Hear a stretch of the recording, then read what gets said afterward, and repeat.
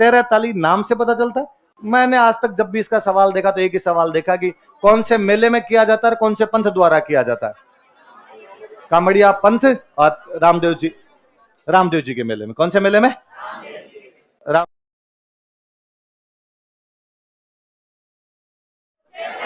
अगले डांस का नाम क्या है?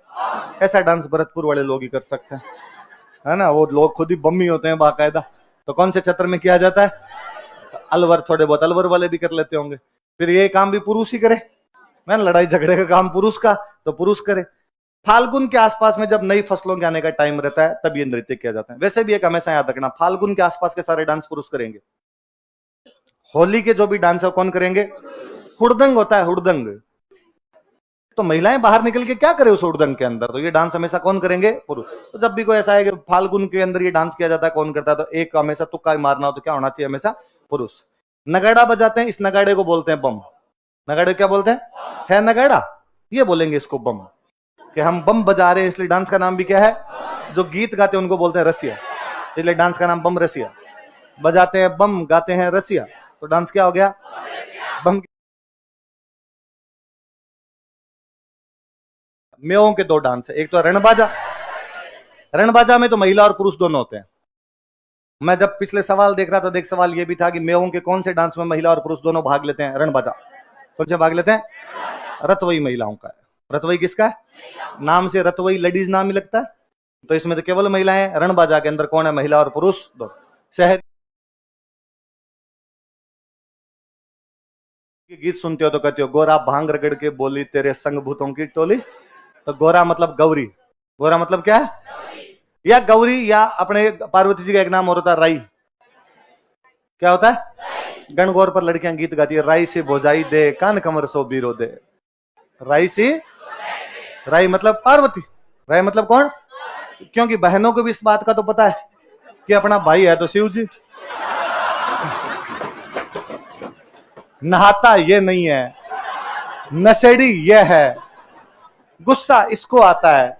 जितने लिचड़ पड़े के हद हो सकती हो भाई में है। शिव जी तो फिर भी अच्छे थे अपने, अपना भाई तो इस मामले में तो गया हुआ है। तो यदि कोई ढंकी आ गई तो इसके पीछे पार पड़ेगी, वरना फूट जाएंगे दोनों के। इसलिए बहनें इस मामले में अच्छी होती है, वो कहती है कि हमें भुजाई कैसे दी जाए। इसलिए गणगौर के दिन सब बहनों को राजी रखा जाना चाहिए, क्योंकि बहन ने यदि व्रत में थोड़ी बहुत गड़बड़ कर दी, भविष्य अंधकार में आ सकता है, तो ध्यान रखा जाना चाहिए इस बात का थोड़ा सा। तो पार्वती जी का मतलब गौरी भी, पार्वती जी का मतलब क्या है? राई, है ना। तो पार्वती जी को जिसमें बोलते हैं गौरी या राई। तो शिव जी का नाम पड़ गया राई बुढ़िया। शिव जी का नाम क्या? और बताऊं, ये वास्तव में शिव भस्मासुर की कहानी पर आधारित है। कौन सी कहानी पर आधारित है? शिव भस्मासुर। कौन सी कहानी पर? शिव भस्मासुर की कहानी सुनी रखी है आप लोगों ने? भाई एक राक्षस है, और राक्षस ने एक दिन शिव जी की पूजा की, और शिव जी की पूजा की, शिव जी राजी हुए। शिव जी राजी, शिव जी का मांग, जो मांगेगा वो मिलेगा। भगवान कुछ ऐसा करो कि मैं किसी के सिर पे हाथ रखूं भस्म हो जाए। शिव जी का तथास्तु।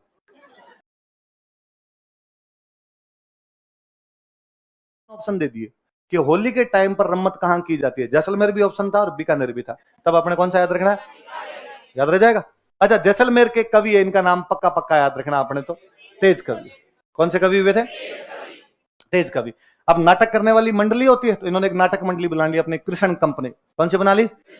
जैसलमेर में भगवान कृष्ण को याद नहीं किया जाए तो किसको किया जाए? जैसलमेर में भाटियों का राज था। किसका राज था?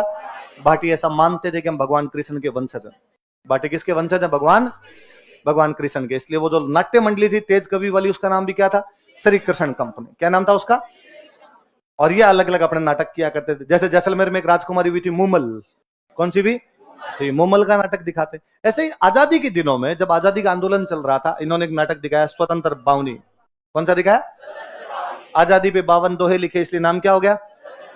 1943 में जब भारत छोड़ो आंदोलन चल रहा था, ये गांधी जी को दे के आए थे। किसको दे के आए थे? ऐसा किताबों वाले लिखते हैं कि 1943 में गांधी जी को भेंट की थी। गांधी जी हालांकि इस टाइम जेल में थे। गांधी जी कहां पर थे? अब अल्लाह जाने ये कैसे दे के आए थे। या तो जेल में गए होंगे गांधी जी। मैं स्वतंत्र बावनी दे दूं आपको, जिनका जेल में आ जाओ। कहां मिलोगे कि जेल में मिल जाऊंगा आज तो वहां देने के लिए गए। कौन देने के लिए गए थे? तेज आदमी रहा होगा तो जेल में भी घुस ही गया होगा। कहते हैं अब बताओ, गांधी जी का समर्थक बंदा है तो अंग्रेजों का विरोध करेगा कि समर्थन? कोई आपसे ये पूछेगा कि कौन से हमारे एक लोक कलाकार ने अपनी लोक कला के माध्यम से अंग्रेजों का विरोध कर दिया था? कहते जब ये अंग्रेजों का विरोध कर रहे थे, अंग्रेजों ने इनके खिलाफ वारंट जारी कर दिया था, पकड़ के लाओ रे, कौन तेज आदमी है ये, अपने खिलाफ बोलता रहता है।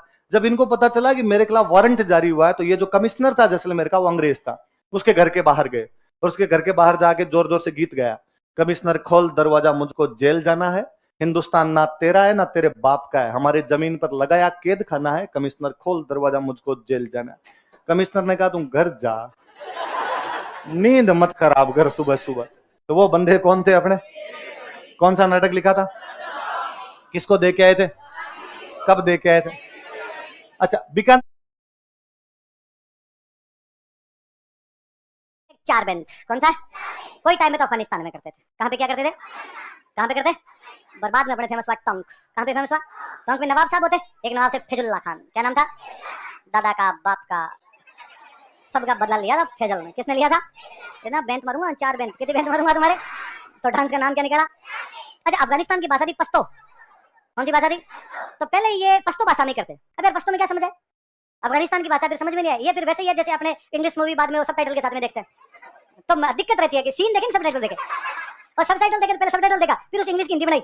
इज इज तो है चुका है, तो इसका मतलब अच्छा है जाए तो चुका है, इतने में आप सीन आगे निकल जाता है। तो आपने देखनी नहीं, मैं सबटाइटल वाली तो देखनी नहीं कम से कम। तो 4 बेंच पहले किसमें होता था? बस।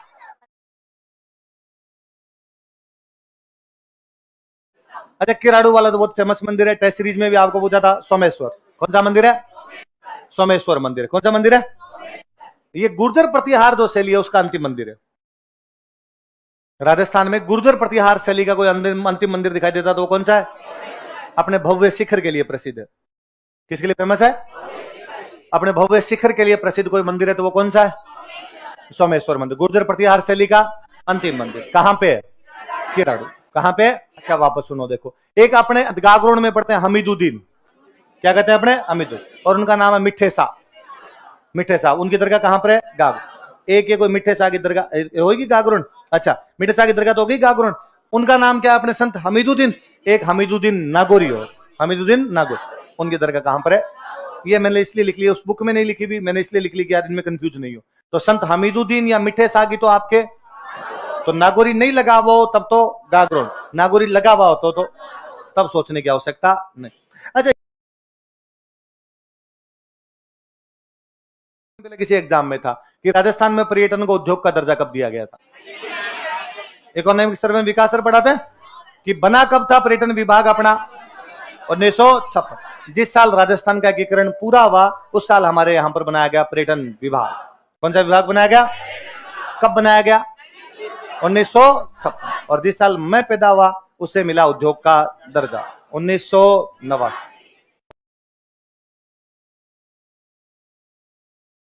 ने बता दिया होगा। अच्छा, पुष्कर सरोवर है ना, ये भी अपने जानते हैं। मैं ये बताता हूं, 52 घाट है। कितने घाट है? 500 मंदिर है, 500 से ज्यादा मंदिर है। कितने किससे ज्यादा मंदिर है? थोड़े दिन पहले कोई एग्जाम था, उसमें क्वेश्चन था पुष्कर में कितने मंदिर है? 500 है ना। तो कितने मंदिर बने हुए? 500 से भी ज्यादा, 500 से भी ज्यादा। तो 500 से ज्यादा मंदिर कहां पर बने हुए हैं? पुष्कर। घाट कितने हैं? याद हो जाएगा।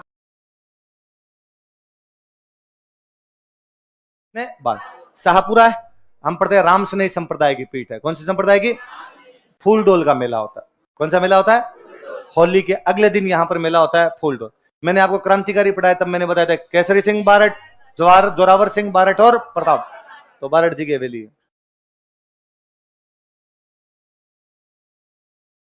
एक भैंसरोडगढ़, कौन सा है?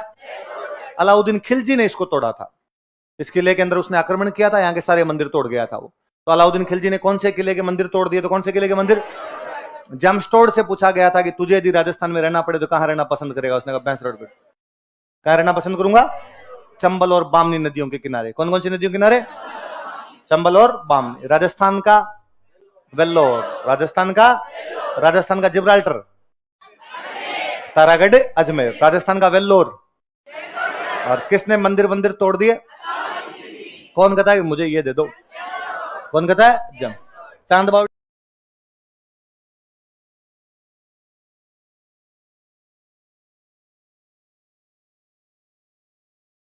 पेंटिंग का क्वेश्चन हर साल आता ही है, एक आधा कोई ना कोई क्वेश्चन वो पेंटिंग का पूछ ही लेते हैं।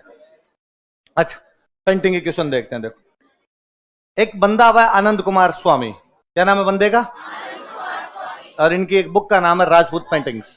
क्या नाम है बुक का? 1916 में लिखी थी। कब लिखी गई थी? 1916 में। कौन सी बुक लिखी गई? राजपूत पेंटिंग। राजस्थान की चित्रकला का कोई वैज्ञानिक विभाजन पहली बार आदमी करता तो उस बंदे का नाम क्या था? उसने वैज्ञानिक विभाजन कब किया था? 1916। अपनी कौन सी बुक के अंदर किया था? राजपूत पेंटिंग्स। कौन सी बुक में किया? क्या राज सिंह जी भाई, श्रीनाथ जी का मंदिर बनाया इसलिए नाम इसका नाथ द्वारा है। पहले इसको बोलते सिहाड़, पहले क्या बोला करते थे? उदयपुर में तो प्रभाव आना ही है, क्योंकि भगवान कृष्ण है, भगवान कृष्ण की मूर्ति को लाए मथुरा से थे। कहां से थे? इसलिए ब्रिज। कौन कौन सी शैलियों का प्रभाव है? उदयपुर शैली का और ब्रिज शैली। नाथ द्वारा वाले चित्रों का हम नाम जानते हैं, पिछवाई। क्या नाम है? अब कोई पूछ ले कि केले का चित्रण कौन सी चित्रकला में है? नाथ द्वारा। क्यों? केले की सांजी कहां बनती है? नाथ द्वारा। कौन कौन सी चित्रकला का प्रभाव है? उदयपुर और। बाकी चित्रकारों के नाम, बाकियों के नाम तो सबके भगवान जी के नाम पर है। नारायण, चतुर्भुज, रामलिंग, है ना, सारे ऐसे यूं राम जी के नाम मिलेंगे। बाबा रामचंद्र। दो महिला चित्रकारों के नाम याद रखना। दो कौन कौन है आपकी? एक तो है कमला और दूसरी कौन है? इलायची। तो याद रह जाएगा, इलायची नाम होता है लड़कियों का, इसलिए गीत आता है तू लौंगते में लाची। ज्ञान आता है तो लौंगते में लाची। तो वो जो लाची है वो कहाँ की है? नाथ द्वारा। कहाँ की है? नाथ द्वारा। और उसके साथ और कौन है? क्या नाम है? कमला। कौन कौन सी शैलियों का प्रभाव? कौन से राजा के टाइम में? कौन से चित्र? कौन से संप्रदाय के? वल्लभ है, वल्लभ संप्रदाय। कौन सा संप्रदाय? वल्लभ संप्रदाय। फिर एक चित्रकला आपकी देवगढ़ वाली। देवगढ़ वाली चित्रकला शुरू हुई द्वारिकादास चंडावत। किसके टाइम में शुरू हुई? सबका ही प्रभाव है। मेवाड़, मारवाड़, हाड़ौती को छोड़ दो, बाकी सबका प्रभाव आ गया इस पे। तो हाड़ौती को छोड़ के बाकी प्रभाव कौन सी चित्रकला में? कई साल तक लोग ये समझते रहे यार देवगढ़ वाली चित्रकला उदयपुर वाली तो है। क्या फर्क है? वही उदयपुर वाली, वही देवगढ़ वाली। फिर एक बंदे है श्रीधर अंधारे। क्या नाम था? देवगढ़ चित्रकला को प्रकाश में लाने वाला कोई बंदा था, तो उनका नाम क्या था? खुद अंधेरा है लेकिन चित्रकला को क्या दिखाया? प्रकाश। कौन सी चित्रकला को? कौन कौन सा प्रभाव?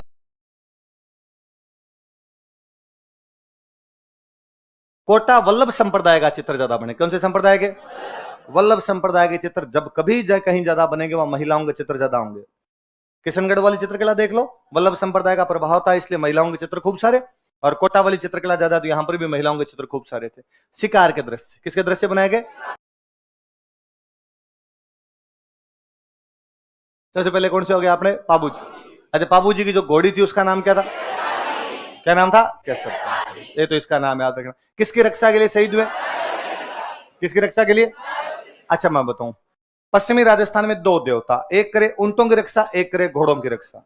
एक तो करे ऊंटों की, एक करे घोड़ों। पाबूजी करे ऊंटों की, आलम जी करे घोड़ों। तो आलम जी तो किसकी करे? आपके घोड़ों की। आलम जी का मंदिर तो बना हुआ धोरीमन। कहां पर बना हुआ? धोरी। और पाबूजी का मंदिर बना हुआ कोड़ूमन। कहां पर बना हुआ?